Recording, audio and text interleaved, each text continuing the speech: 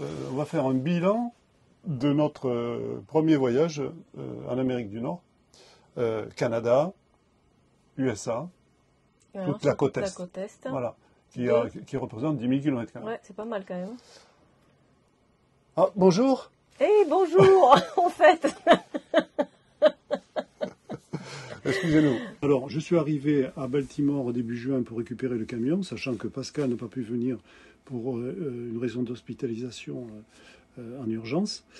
Donc, j'ai zappé Washington, j'ai remonté le Maine pour rentrer au Canada et aller, je suis rentré au Nouveau-Brunswick, en Nouvelle-Écosse, ensuite passer en Gaspésie pour atteindre Québec, et puis ensuite à Québec, c'est là où nous avons commencé notre circuit ensemble. On a profité de visiter les capitales, que ce soit Toronto, Ottawa, les chutes de Niagara. Puis ensuite, on a atterri à New York. On a visité New York, Washington. Nous avons fait les Appalaches pour arriver ensuite à Nashville et puis Memphis. Et retrouver ensuite la côte Est après Atlanta, où nous avons visité les villes de Charleston, Savannah, et puis ensuite continuer cette route pour arriver à Miami et finir à Key West. Alors, plusieurs points. Le premier va porter sur les assurances. C'est pas notre première préoccupation, mais c'est quand même un point qu'il faut surtout pas négliger. Alors, l'assurance pour le véhicule, à notre connaissance, il y en a 3. Progressive, ensuite TOM, et puis Seguro Gringo. Bon, nous on a pris Progressive. On a une adresse aux États-Unis, donc là c'était possible, mais Bon. Apparemment c'est compliqué maintenant, ouais. D'après ce qu'on peut voir sur les réseaux. Donc à nous, on s'en est même assuré par téléphone. Croisons les doigts pour qu'on ait rien. C'est ça. Surtout ça. Au point de vue santé, alors ça tu t'en es pas occupé. C'est chaque cas, hein, le Cap Aventure, hein, parce que c'était plus de 3 mois, donc obligatoirement on tombe sur la formule. Sur cette formule de Cap Aventure.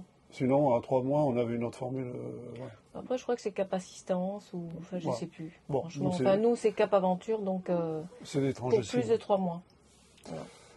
Alors, maintenant, en matière d'autorisation de voyage, alors pour le Canada, il faut par Internet faire la demande de l'AVE. De l'AVE. Quelques dollars, hein, 6-7 dollars, je ne sais plus exactement. Je crois. Ouais, je sais plus. D'ailleurs, méfiez-vous parce qu'il y a pas mal d'escroqueries là-dessus. Nous, on a été. Ah oui, oui, je me rappelais plus de ça. Et oui, et j'étais à 35 dollars. Ah oui, tout à fait. Tu as payé. Et tu as pu le récupérer? Oui, la banque m'a remboursé, mais bon, la personne qui nous a escroqué a quand même récupéré ses 35 dollars. C'est la banque qui m'a remboursé, mais. Attention aux sites frauduleux. Exactement, il y en a beaucoup, hein. Donc c'est 7 dollars, pas plus. Voilà. Alors il faut aussi, par Internet, faire ce qu'on appelle l'ARIFCAN. C'est-à-dire on renseigne passeport, les vaccins. Enfin, par rapport au Covid. Par rapport au Covid, voilà. Ça se fait sur Internet. Canada. Voilà, ça c'est gratuit. Ensuite, pour les États-Unis. Donc on a l'ESTA. Alors l'autorisation de voyage, 3 mois. Qui est l'ESTA, de 3 mois sur 2 ans. Voilà. Ou le visa B2. Que nous avons, chance. Voilà. On a la chance. Ce qui paraît que c'est pas évident aujourd'hui de l'avoir, mais bon. Oui, il y a des délais importants qui se sont allongés. Je pense que c'est lié au Covid et lié au fait qu'il y a de plus en plus de gens qui voyagent. Plus personne ne veut travailler maintenant. Voilà, les jeunes, ils commencent déjà. Ils commencent par le meilleur, ils ont peut-être raison. Ça, je crois qu'ils ont bien raison. Je les encourage. S'ils peuvent travailler S'ils peuvent vivre, au fur et à mesure et puis vivre dans le voyage. En tant que youtubeur, il y en a beaucoup maintenant. Oui, mais ça, moi je crois que c'est une fausse illusion. Hein, ouais, c'est encore un autre débat. Hein. Mais s'ils peuvent avoir les moyens de pouvoir faire ça, franchement, oui, nous les encourageons. Voilà. Donc le visa B2, c'est 6 mois par an. Sur une période de 10 ans. De 10 ans. Bon, nous, on a grillé déjà... on a une première autorisation de 6 mois. Oui, mais sur les 10 ans, comme on devait partir au moment du Covid on a perdu, 2019, on a perdu 3 ans. On a perdu 3 ans ou 2 ans. 2 ans. Puisqu'on devait partir en 2020. Eh oui. Ouais, comme beaucoup d'ailleurs. D'ailleurs, ce qui explique que cette année, il y a énormément de monde sur la route, parce que finalement, il y a les 2020, dont nous faisions partie, les 2021 qui ne sont pas partis, et là, les 2022. Donc en fait, ça fait 3 vagues Puis plus l'effet Covid, il y a de plus en plus de gens qui finalement, comme on disait, pensent plus à profiter de la vie qu'à travailler. C'est clair. Et comme on les comprend, voilà, ça fait du monde sur la route. Alors, autre aspect maintenant, c'est... l'importation des véhicules. L'importation des véhicules. Alors, le véhicule au Canada, il peut rester comme nous, finalement, jusqu'à 6 mois, ça pose apparemment pas de problème. Par contre, pour les États-Unis, il faut... 1 an. C'est 1 an avec ce fameux document d'importation qui est... PA. Le PA. Donc, pour le réarmer, il faut... Il faut aller au Belize ou au Guatemala. Il faut sortir. Mais sortir au Canada, ça marche pas. Sortir au Mexique non plus. Donc là, il te reste plus que cette option-là. Voilà. Ou aller à Terre-Neuve. Terre-Neuve, ça fait quand même pas mal de kilomètres. Bon, mais ça que peut ce soit être... Belize ou Guatemala, ça fait des kilomètres en plus mais aussi. suivant le sens du voyage, ça peut être aussi une piste. En tout cas, il faut sortir. Voilà, il faut sortir. Pour avoir une nouvelle autorisation pour ce véhicule. Un point qui est important, c'est que nous, on a une autorisation de 6 mois, mais qui peut se renouveler. C'est-à-dire qu'une fois qu'on est sur le sol américain, au bout de 3 mois, il suffit de faire une demande, un renouvellement, c'est ça, pour un coût de 300 et quelques dollars, je crois. Et là, pour 6 mois supplémentaires. Pour 6 mois supplémentaires. Ce qui fait qu'on collerait avec le véhicule. Ça, c'est... Et j'espère qu'on va pouvoir faire ça. Ben, on va voir. Inch'Allah. Bon. Maintenant, concernant les paiements. Alors, les paiements, comment... Les paiements, nous, on est la banque Hello Bank, la banque en ligne, qui est la filiale de BNP. Mais par carte ou cash, les paiements? C'est que par carte, quasiment que par carte. Donc le cash, on l'utilise quasiment jamais. On a très peu de cash, on est parti avec? On est parti avec $1 000. $1 000 et on est avec $2 000. On est revenu avec... non. On est revenu avec on a joué à la loterie. On est revenu avec 500. On a doublé. Ce qui prouve que finalement, on paie pratiquement pas grand-chose en cash. Bon, on a une carte Visa qui est à 7 euros, je crois, ou 8 euros. 8 euros pour nous deux. On a une carte chacun. Et puis là, on va prendre, on l'a pas pris, mais parce qu'on avait HSBC et on vient de m'apprendre qu'ils sont plus du tout en Amérique du Nord. Donc on va prendre Revolut, qui est là, va nous offrir la Mastercard. Et pareil, avec des paiements gratuits, des retraits à coût de 200 euros par mois, donc avec une carte chacun, ça fait 400. Il faut absolument avoir Visa et Mastercard. Et Mastercard. Parce que des fois, l'une ou l'autre ne peut pas marcher, donc c'est toujours bon d'avoir... Alors voilà, American Express, apparemment, sur le site Tour du Mondiste, bon, c'est pas une carte qui est très efficace, apparemment, enfin, c'est ce qu'ils ont dit. En tout cas, nous, on n'a pas cette carte. Après, qu'est-ce qu'on peut parler? L'Internet, la téléphonie. Internet.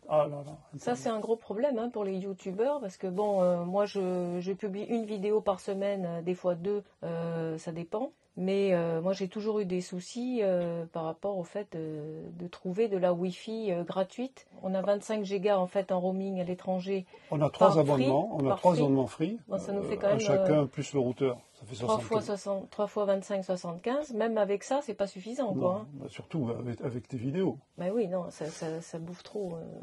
Donc, bon, on n'a pas été trop inquiets. Pourquoi? Parce qu'on va en parler tout à l'heure. On a surtout utilisé les stationnements Walmart, donc obligatoirement vous avez de la Wi-Fi, mais bon, ça implique aussi de se rapprocher le plus près, de rentrer dans le magasin avec le véhicule. Non, presque.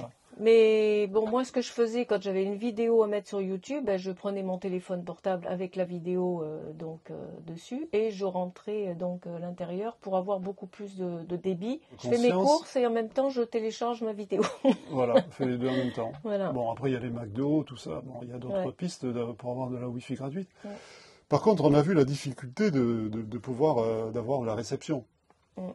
Alors, on a opté pour un équipement dont on fera une vidéo d'ailleurs là-dessus, qui est un répéteur qui permet de récupérer la Wi-Fi et donc de ne pas être obligé de s'approcher au plus près, enfin en tout cas d'avoir une meilleure réception de cette Wi-Fi gratuite. Bon, voilà. Non, puis ce qu'il faut expliquer aussi sur les Walmart, c'est qu'il ne faut pas trop non plus se mettre en avant au plus près, parce qu'après, on peut avoir des difficultés, parce qu'il y a quand même il y a quand même une sécurité qui tourne. Et si vous êtes trop près du magasin, ils peuvent soit vous déloger. Ce qui nous est arrivé. Voilà. Ouais. Ou alors, ce qu'il faut, c'est se mettre en retrait. L'idéal, c'est d'être en fond de parking, gêner personne. Voilà, c'est ça. En tout cas, ne pas gêner les mouvements des gens qui font les courses. Donc avec ce répéteur, ça va changer la vie parce qu'on va pouvoir amplifier notre On espère. En tout notre cas, Wi-Fi. Voilà. comme je disais, on fera une vidéo là-dessus et on parlera de cet équipement. Quels sont les points qui suivent de mémoire? Il faudrait qu'on parle. Donc avec Free, on a... Donc on vient de le dire. Oui, mais on a les appels SMS illimités quand même. Qu'on n'aura pas forcément, tiens, par exemple au Mexique. Bon, et puis après, sur les pays qui vont suivre. On communique beaucoup avec WhatsApp, hein, donc c'est pris sur le roaming, hein, si vous voulez. Mais au Mexique, si on veut appeler sur la France, on pourra le faire avec WhatsApp aussi. Voilà. Ou après, il y a aussi les cartes prépayées dont on n'a pas parlé, on n'a pas eu besoin jusqu'à maintenant. Bon, il y a aussi cette piste. Parce que prendre un abonnement, ici c'est ATT, le fournisseur. Prendre des abonnements, sachant que, bon, encore là, nous, on espère rester un an, peut-être ça vaudrait le coup de prendre un abonnement. Mais il y a plusieurs abonnements, en fait. Il y a Verizon, il y a ATT, il y en a plein. Bon, nous, on n'a pas opté pour ça. Et puis, il y a la nouvelle piste maintenant de la réception. Oui, comment ça s'appelle? Starlink. Voilà. Starlink, oui. Ça fait assez cher quand même. Je crois que c'est... L'équipement, il est autour de 400 ou 500 $, plus l'abonnement. Plus 100 $. Plus 100 $ d'abonnement. Par mois, donc ça fait quand même... Ça fait un budget. Hein, voilà. Donc, il semblerait que ça soit quand même... ça a du succès. Mais ça a un coût important. On n'a pas pris c'est-à-dire que dans des endroits où tu captes plus rien du tout, dans des endroits comme peut-être les parcs qu'on va faire... Ah, peut-être qu'à l'ouest, là, quand on reviendra et on partira pour les parcs, oui. Parce que je ne sais pas si on va pouvoir trouver des Walmart ou des trucs comme ça. On verra. Au niveau de la Wi-Fi gratuite. On verra à ce moment-là. On vous en reparlera. On vous en reparlera. Le point suivant? Alors après, c'est l'accueil. Hein, l'accueil. L'accueil au Canada. Ah, les cousins. Et oui, nos cousins. D'ailleurs, on a fait une vidéo là-dessus.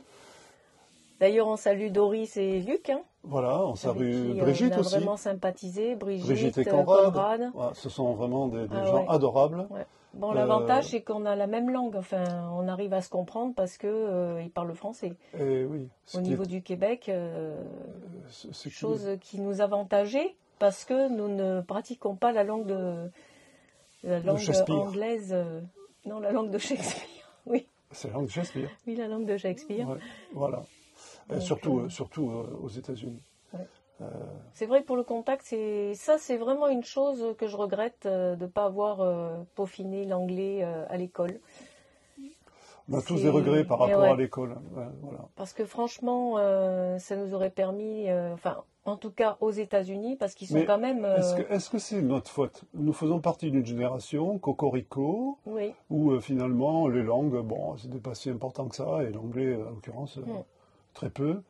Mais bon, c'est vrai que la langue anglaise nous manque, dans le sens où j'aurais aimé pouvoir discuter avec les Américains beaucoup plus que le simple fait de dire on va ici, on part là-bas, on est sur un road trip, mais bon, des fois j'aimerais pouvoir aller beaucoup plus loin dans la discussion et ça me manque. Sans pour autant avoir une discussion philosophique. Hein. Oui, bien sûr, mais voilà. Bon, enfin, écoute, voilà, c'est ça. Bon, on fait partie de cette génération. Parce que franchement, que ce soit au Canada ou même aux États-Unis, les gens sont ouverts pour la discussion et tout ça. Bon. Donc les Canadiens, on peut dire que c'est vraiment des gens charmants. Ah oui, franchement. Les Américains. Mais aussi, hein. Pareil, les Américains. On peut dire que l'accroche, c'est le camion aussi, hein. Parce que si on n'avait pas le camion, je ne sais pas si on arrivera à rencontrer autant de monde. Hein. C'est vrai qu'ils viennent naturellement, ils sont il faudrait mettre une petite cagnotte pour chaque photo, $1. On serait riche, hein. On gagnerait beaucoup plus d'argent qu'avec YouTube, hein, je vous le dis, moi. On serait riche. C'est vrai que c'est un élément de liaison, mais bon, ça se limite à, good truck, enfin bon... Parce que souvent, les gens pensent qu'avec YouTube, là, toutes les vidéos qu'on fait, on gagne de l'argent, mais c'est faux, hein. C'est en fonction des abonnés que vous avez. Bon, nous, on est à 3005 et on remercie, hein, franchement, tous les gens qui nous suivent. Oui, mais si je fais 12-15 euros par mois, c'est un grand maximum. C'est pour ça que finalement, je vois tous les jeunes qui sont accros de publier des vidéos avec une espérance de gagner de l'argent. Franchement, j'ai l'impression que là, c'est YouTube qui gagne de l'argent surtout. Ben après, tous ceux qui sont très connus, voilà... tant mieux pour eux. Hein. S'ils arrivent à en vivre, c'est vraiment Alors, c'est un plus. Si je reviens sur les Américains, le seul reproche que moi je leur ferais, mais c'est un petit reproche, ils sont pas très fair-play sur la route. Hein. Quand on veut changer de voie, il faut vraiment anticiper, ils ne vous laissent pas passer pour autant. C'est vrai qu'ils forcent. Hein. Sur le sujet de circulation, bon, au Canada, on peut dire qu'on circule comme en France. Il n'y a pas de difficulté particulière. Par contre, aux États-Unis, hormis les règles qui sont différentes, avec des particularités qui sont à connaître, ils circulent en effet à droite. Même si c'est interdit, ils doublent par la droite. Très attentif quand on s'en rabat, parce que il vous arrive à vive allure, enfin ça peut être terrible. Il y a une chose que je peux rajouter aussi, c'est qu'on a acheté un GPS, chose qu'on n'avait pas, et heureusement... Ah oui, alors ça c'est un point qui... Tiens, deux mots à dire là-dessus. On est parti avec l'idée d'utiliser Maps.me ou Google Maps sur notre téléphone. C'est trop petit. C'est une des pires conneries. Parce que franchement, avec le réseau autoroutier américain, ça part dans tous les sens. Maps.me, il est complètement perdu. Google Maps, c'est pas évident les anticipations et la voie qu'il faut prendre. On a investi quoi? En gros, 200 et quelques dollars, 250 dollars. Dans un Walmart. Sur ce Garmin, là, dans un Walmart. Nous vous recommandons cet achat. C'est la sécurité. Parce que là, vraiment, il est très précis sur la voie à prendre quand on doit sortir, changer. Enfin, moi, je suis rassuré, franchement. Et toi, quand tu conduis, c'est pareil. Et puis, une petite dashcam aussi.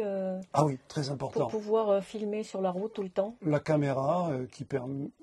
Alors... Bon, on espère ne pas avoir à s'en servir. Oui, d'accord, mais bon, c'est bien aussi. Mais c'est bien de filmer ce qui se passe devant aussi. Puis comme c'est une HD, à la limite, vous pouvez même récupérer des petites vidéos ou même ne pas avoir eu le temps de filmer un animal qui passe ou... Ah oui, ça peut le récupérer. Être sympa. On peut le récupérer en vidéo après, puisque c'est de la haute définition, donc ça peut être sympa. Voilà, ça pareil, ça coûte pas très cher dans ces magasins. Non. Alors là, la petite dashcam qu'on a, je sais pas, ça doit coûter... 50 dollars aussi. Même pas, c'est 20 dollars. Alors ça, il ne faut pas s'en priver. C'est de la sécurité. C'est super. Le GPS et puis la dashcam. Le carburant maintenant, si on peut parler, parce que c'est le plus gros budget du voyage, le carburant. On peut dire qu'au Canada... Il est en gros autour de 1,50 $, ce qui fait à peu près 2 dollars canadiens. Ici, c'est combien? 1,30 $, 1,25 $. Alors la difficulté, c'est que c'est des gallons. Il faut faire la conversion. Sachant qu'un gallon, c'est 3,7 litres, donc selon les litres qu'on doit mettre et le prix à payer. Bon, ça, c'est vraiment le plus gros budget. Après, concernant, moi je vois des gens qui font, on le voit, qui font des bilans sur qu'est-ce que ça nous a coûté. Ben oui, mais... Ça dépend ce qu'on mange, ça dépend si vous mangez bio, ça dépend du magasin dans lequel vous allez. Si on mange beaucoup ou pas beaucoup. Voilà. Bon, nous, on est Walmart à fond parce qu'on profite de la Wi-Fi, du parking, on profite de tout ça. Donc, le Walmart, déjà, c'est beaucoup moins cher. Il y a tellement de paramètres, c'est très compliqué. On peut dire que globalement, au Canada, c'est moins cher. C'est moins cher parce qu'évidemment, il y a l'écart de monnaie. Le dollar canadien, il coûte mine de rien 3/4. Eh oui. Donc ça, c'est ce qui explique que c'est moins cher. Et ici, par contre, c'est plus cher. C'est plus cher. Mais de combien? 10%, 15%, ça dépend. Dans les 15% à peu près. Mais bon, c'est toujours pareil, quoi. Comme en plus, il y a la TVA qui vous est ajoutée après sur le ticket. Donc, on ne peut pas trop bien... Enfin, moi, je trouve que c'est quand même plus cher. On ne peut pas évaluer, c'est plus cher. Mais bon, je reviens là-dessus. C'est vrai que le plus gros budget, c'est le carburant. Il n'y a pas photo. Il n'y a pas photo. Après... le réseau autoroutier, on ne prend pas les autoroutes. On prend essentiellement sur les interstates. C'est gratuit, c'est des 3 voies. C'est des belles routes. Ça circule bien. Donc on n'a pas été confronté à des péages. Bon.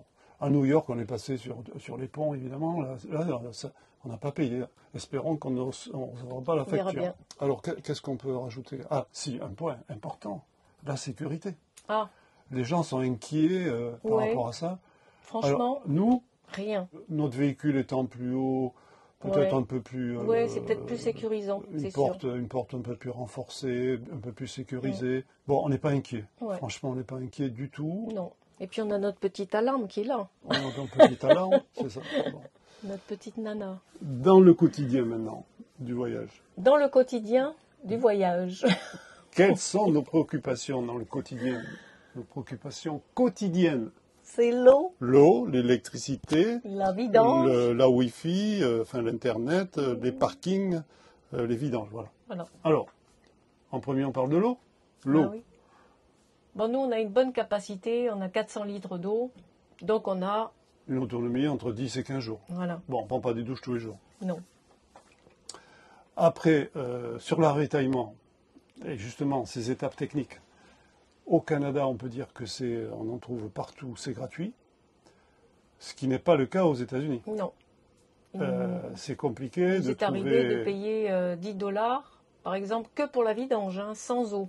Voilà. Alors déjà, il faut trouver les points. Ouais. Alors toi, tu as réussi. Oui, j'ai trouvé une application qui s'appelle Hervey Dumping. Dumping, qui répertorie justement tous les endroits où on peut vidanger. Et prendre de l'eau.